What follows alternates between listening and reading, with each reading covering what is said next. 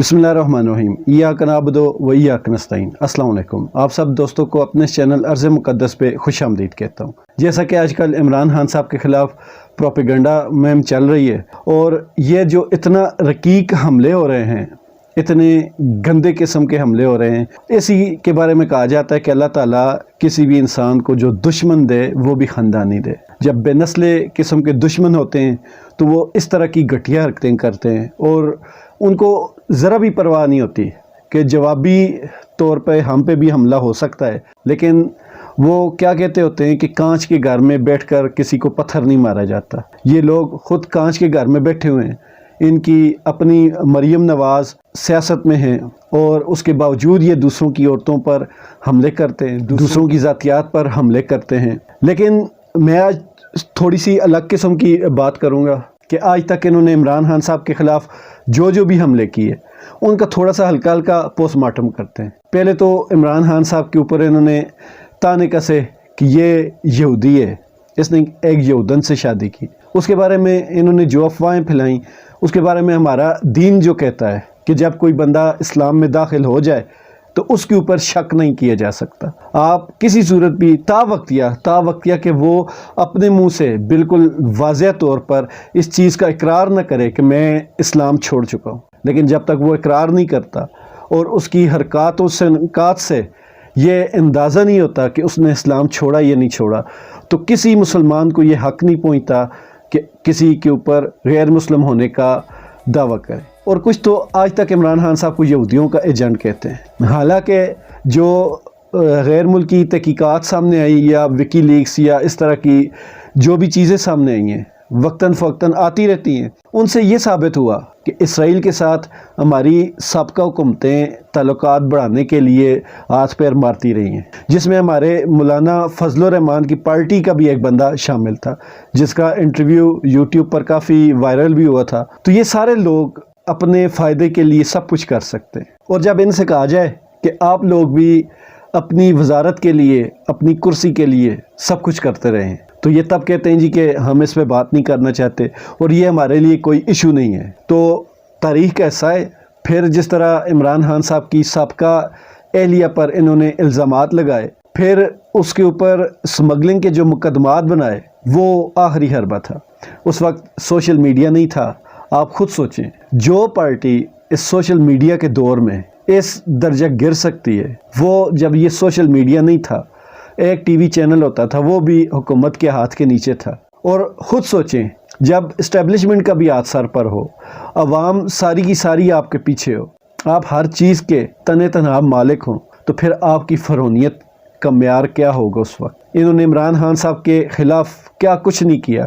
उस वक्त social media न होने की वजह से ये सारी चीज़ें सामने नहीं आई, लेकिन आज चीज़ें सामने आ रही हैं कि 97 में बल्कि 98 में इन्होंने जमाइमा के ख़िलाफ़ स्मगलिंग का केस बना दिया था, गिरफ़्तारी भी हो गई थी, और फिर जब ब्रिटिश कौंसल ने इसमें मुदाखलत की तो इन्हें छोड़ना पड़ा, और वही आखिरी वक्त था। उसी के बाद जमाइमा नाराज़ होकर इंग्लैंड चली गई और वहाँ से ही इनकी नाराज़गी की जो जड़ हैं वो पक्की होना शुरू हुई। तब इनके बीच में तलाक हुई। उसके बाद इमरान खान पे ये इल्ज़ाम लगाते रहे कि ये कोकीन के नशे करता है, ये शराब पीता है, ये कुत्ते पालता है, ये जो बनीगाला का घर है ये इसका याशियों का पॉइंट बना हुआ है, ये एक तरह से अड्डा जिस तरह कोई चलाता है, ये इस तरह बनीगाला का घर है। हालांकि पूरी दुनिया ने बाद में देख लिया कि बनीगाला में रहने वाला वो इंसान जो इनकी नज़रों में इंतहाई अय्याश इंसान है, उस इंसान की सेहत आज भी इन सबसे अच्छी है। और जब कोई बंदा इस दर्जा अय्याश हो, इस दर्जा शराबी कबाबी हो, तो वो कभी भी इतना सेहतमंद नहीं होता जितने हमारे खान साहब हैं।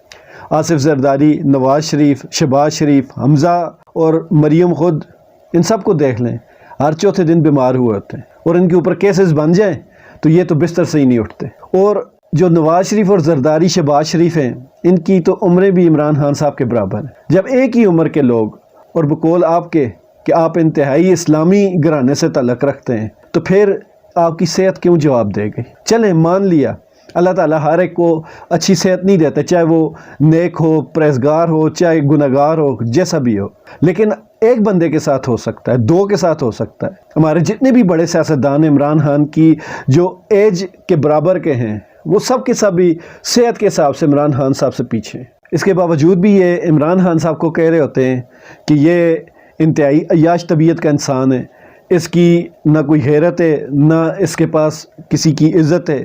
مطلب کہ انڈائریکٹلی وہی کہ یہ عیاش طبیعت کا بندہ اور یہودیوں کا ایجنٹ ہے۔ عمران خان صاحب بار بار نہ صرف نیشنل ٹی وی پہ، انٹرنیشنلی بھی ان سے کئی بار یہ سوال ہوتے ہیں کہ آپ پہلے پلے بوائے ٹائپ کے انسان تھے، پھر اچانک سے یہ تبدیلی کس طرح آئی کہ آپ نیشنلسٹ بن گئے اور آپ اپنے اسلام کے لیے بولنے لگے۔ تو وہ واضح کہتے تھے کہ میں وہ بندہ تھا جس نے پورا مغرب دیکھا، مغرب کی ہر برائی کو دیکھا، اور یہی وجہ ہے کہ دیکھنے کے بعد میں اس نتیجے پر پہنچا ہوں کہ جو چیزیں ہمارے ملک میں ہیں وہ سب سے بہترین ہیں، اور جو چیزیں ہمارے دین میں وہ بھی سب سے بہترین ہیں۔ اور یہ حقیقت بھی ہے۔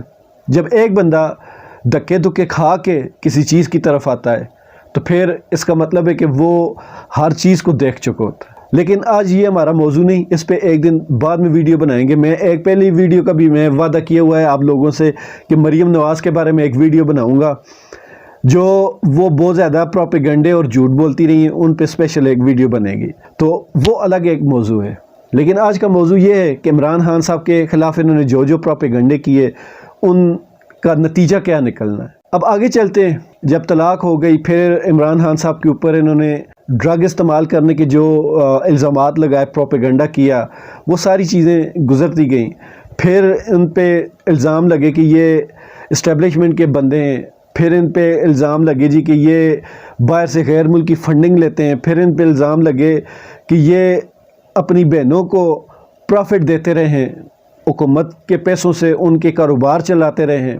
اور اس کے علاوہ پھر ریحام بیچ میں آئی، ریحام والا جو چکر ہوا وہ بھی انہوں نے اچھا خاصا اچھالا، اور ریحام تو پھر پاکستانی مشرقی عورت تھی، اس نے جو کچھ تھا اس پہ پوری ایک کتاب لکھ دی۔ واقعی مشرقی عورتیں ہی ایسا کر سکتی ہیں۔ مطلب کہ ان لوگوں کو اتنی غیرت نہیں آئی کہ جس کو آپ یہودی کہتے رہیں، بلکہ یہودن کہتے رہیں جس کو، وہ تو آج تک اپنے میاں بیوی کے رشتے کے بارے میں ایک لفظ تک نہیں بولی۔ اور ایک جو مشرقی عورت ہے اس نے مان لیا عمران خان صاحب غلط ہوں گے، لیکن کوئی مجھے اس چیز کی گارنٹی دے سکتا ہے کہ ریحام نے جو کتاب لکھی اپنے سابقہ شوہر کے بارے میں، مولانا فضل الرحمان، سعد حسین رضوی اور جتنے بھی بڑے بڑے عالم ہیں عمران خان کے مخالف، وہ مجھے ایک گارنٹی دے سکتے ہیں کہ کیا کسی عورت کو اس طرح کی حرکت زیب دیتی ہے؟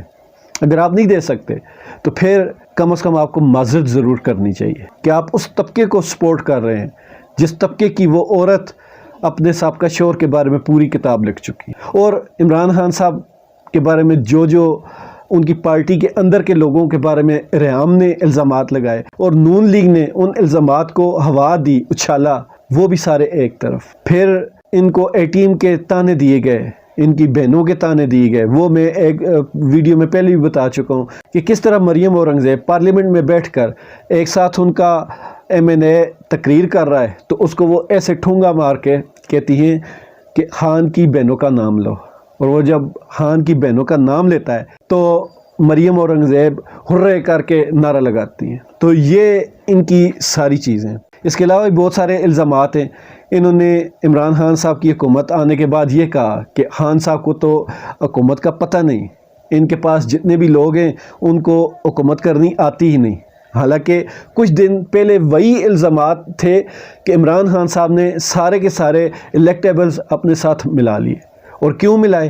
ان کو نہیں ملانا چاہیے تھا، ان کا نظریہ کہاں گیا؟ لیکن بات وہی ہے کہ وہ گدے کے آگے سے نکلیں تو وہ کاٹتا ہے، پیچھے سے نکلیں تو وہ لات مارتا ہے۔ ان کا وہی حساب ہے۔ ہم خود اس وقت عمران خان صاحب کے خلاف تھے کہ انہوں نے کیوں اس طرح الیکٹیبلز کو اپنی پارٹی میں شامل کیا، لیکن بات وہی ہے کہ وہ اب الیکٹیبلز بھی اس کی پارٹی سے نکل گئے اور یہ اس کے اوپر پروپیگنڈا الگ سے کر رہے ہیں کہ عمران خان صاحب سے کوئی بھی خوش نہیں۔ اور میں سمجھتا ہوں کہ جس بندے سے کوئی بھی خوش نہیں تو اس کا مطلب ہے کہ ان سارے کرپٹ لوگوں کو عمران خان صاحب نے کھانے نہیں دیا۔ جب کھانے نہیں دیا تو ظاہری بات ہے انہوں نے ناراض ہونا ہی تھا۔ اور مزے کی بات ہے کہ وہ ساری ATMs اور وہ سارے کرپٹ لوگ ان کے اب ساتھ شامل ہیں، اور نہ صرف شامل ہیں، ان کو یہ ٹکٹ بھی دے رہے ہیں۔ یہ وہ پارٹی جو کہتی تھی کہ ووٹ کو عزت دو، لیکن جب جب بھی ووٹ کو عزت دینے کی باری آتی ہے سب سے پہلے یہی پارٹی لٹ جاتی ہے۔ آپ پوری ہسٹری اٹھا کر دیکھ لیں کہ اس پاکستانی سیاست میں سب سے زیادہ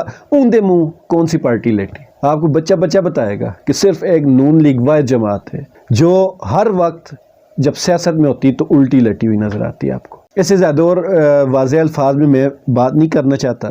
ان کی زبان کی طرف اگر دیکھیں تو یقین کریں بالکل کھل کے بولنے کا دل کرتا ہے، لیکن ہمیں تھوڑا اپنی تربیت یاد آ جاتی ہے اور ہمیں لگتا ہے کہ ایسی زبان ایسے میڈیا پہ استعمال نہیں کرنی چاہیے جو مریم اورنگزیب، مریم نواز، ہنا پرویز بٹ اور اس طرح کی بہت ساری اور ان کی عورتیں ہیں جن کو رکھا گئی اسی کام کے لیے کہ آپ بھونکیں اور آپ کا جب جواب کوئی دے گا تو پھر ہم اس کو کہیں گے کہ دیکھیں یہ عورتوں کا خیال نہیں کرتا۔ اتنی ساری باتیں کرنے کے بعد آخر میں صرف ایک بات کہوں گا، آپ لوگ، میں تھوڑا ڈیٹیل سے نہیں بتا سکا لیکن آپ لوگ گوگل پہ چیک کریں، آپ لوگ ہر چیز پہ، فیس بک پہ آپ کے پاس بہت سارے آپشنز ہیں۔ شروع سے لے کر آج تک انہوں نے جتنے بھی پروپیگنڈا یا مہمز جو تھی عمران خان کو بدنام کرنے والی جتنی بھی چلائی ہیں ان سب کو نکالیں، ان کا ایک ایک لفظ، ایک ایک حرف دیکھیں، آپ کو ہر حرف کے بعد، ہر لفظ کے بعد، ہر الزام کے بعد ایک چیز ضرور نظر آئے گی کہ جتنے الزام انہوں نے عمران خان پر لگائے یہ خود ان میں ملوث تھے۔ انہوں نے عمران خان پہ الزام لگایا کہ عمران خان نے اور ثاقب نثار صاحب نے مل کے جو ڈیم کے چندے کے پیسے تھے وہ کھا لیے۔ اس سے پہلے بھی انہوں نے یہ الزام لگایا تھا کہ عمران خان جب سے حکومت میں آیا ہے ہمارے ملک کی بدنامی ہو رہی ہے کہ جہاں جاتا ہے بھیک مانگتا ہے، اور خدا نے ان کو فوراً ہی دکھا دیا کہ کون کہاں سے بھیک مانگ رہا ہے۔ انہوں نے نہ صرف عمران خان کو بدنام کرنے کے لیے یہ شوشے چھوڑا تھا، آج انہی کی مہربانیوں سے ہمارے آرمی چیف کو بھی بھیک مانگنی پڑ رہی ہے۔ خدا نے کیسے ان کے منہ پر ہی ان کی لعنتیں لوٹا دی۔ جب شہباز شریف نے حلف اٹھایا تو دوسرے تیسرے دن اس ڈیم پر پہنچ گئے اور شرمندہ نہیں ہوئے کہ عمران خان نے چندے کے پیسوں سے ڈیم بنا دیا، بلکہ اس چیز کو بالکل پس پشت ڈال دیا۔